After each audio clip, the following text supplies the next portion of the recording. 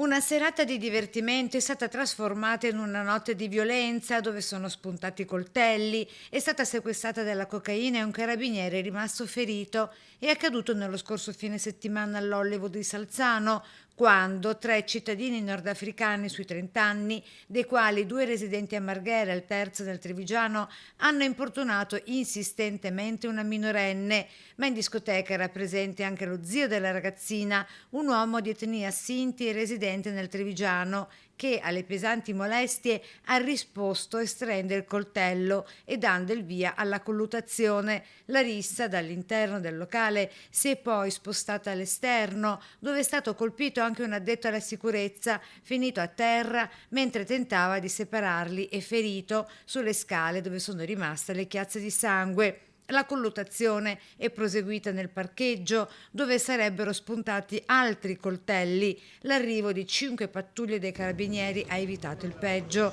Alla vista dei militari, i tre hanno tentato la fuga, ma uno di loro, quello residente nella Marca, è stato bloccato e arrestato per resistenza a pubblico ufficiale. Con sé aveva della cocaina. Ferito anche un carabiniere, dovuto ricorrere alle cure del pronto soccorso di Milano.